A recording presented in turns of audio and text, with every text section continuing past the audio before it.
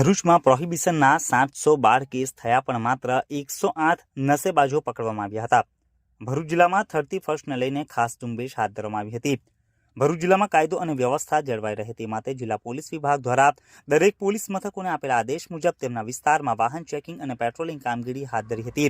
જેમાં વાહન ચાલકોના breath analyser મશીનથી લોકોનું ચેકિંગ પણ કરવામાં આવી રહ્યું હતું. જેમાં છેલ્લા એક સપ્તાહમાં પોલીસે દારૂની હેરાફેરી અને વેપલા સહિત કુલ 712 કેસ કર્યા હતા. જે પૈકી 108 લોકો દારૂનો નશો કરેલી હાલતમાં મળી આવ્યા હતા. પોલીસે તેઓ પાસેથી કુલ 16.40 લાખનો મુદ્દામાલ જપ્ત કર્યો છે. જોકે તે પૈકી 30 અને 31મી રાત્રે પોલીસ દ્વારા વધુ કડક વલણ અપનાવાયું હતું. જેમાં 2 દિવસમાં જિલ્લાભરની પોલીસે કુલ 222 કેસ કર્યા હતા. જેમાં લોકો દેશી વિદેશી દારૂની હેરાફેરી કે વેચાણ કરતા ઝડપાઈ ગયા હતા. જ્યારે તે પૈકીના 43 લોકો નશો કરેલી હાલતમાં ઝડપાયા હતા. પોલીસે 2 દિવસમાં જ કુલ 3.45 લાખનો મુદ્દામાલ જપ્ત કર્યો હતો.